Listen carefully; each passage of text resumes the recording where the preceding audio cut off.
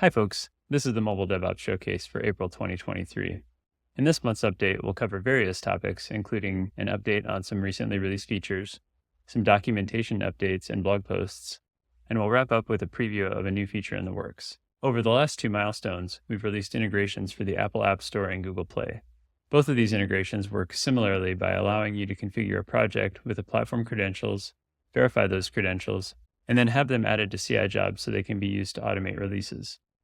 Both integrations are compatible with Fastlane, so no special configuration is needed when creating the jobs. Both integrations are seeing a nice increase in usage month over month and community engagement in the form of feedback, feature requests, and even a community contribution. As the mobile DevOps building blocks continue to mature, we want to make it even easier for folks to get started with GitLab Mobile DevOps, so we're working on some documentation updates and a couple of blog posts. Starting with the mobile DevOps page in the docs, we've expanded the build environments, code signing, and distribution sections with more details, code samples, and links to some video walkthroughs. We've also added a section with links to the sample reference projects and a blog section to make it easier to find mobile-related blog content. This update is currently being reviewed, and I expect that it will be merged soon. On the topic of blog posts, we also have 2 posts in review that provide walkthroughs showing how to create full CI/CD pipelines for Android and iOS. We're expecting these blog posts to be published early next month. The last thing I'll cover today is a preview of some new capabilities that are in the works that I think will make it a lot easier to enable mobile DevOps for teams on GitLab. For some background, the pipeline authoring team has been working on an exciting new feature called CI/CD components.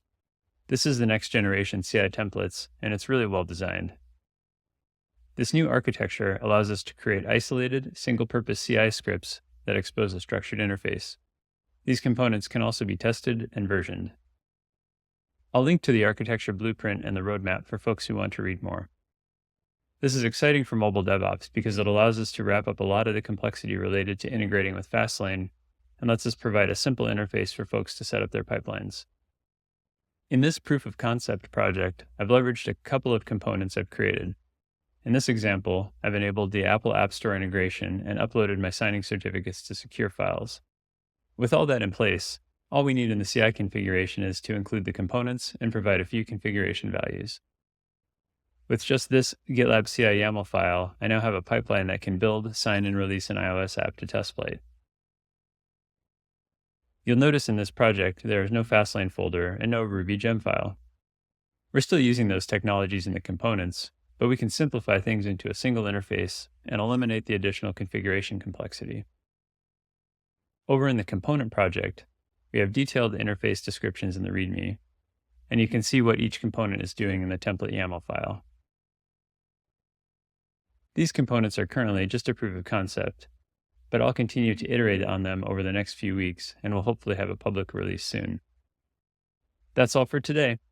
I've linked the items I've covered today in the video description below. Thanks for watching.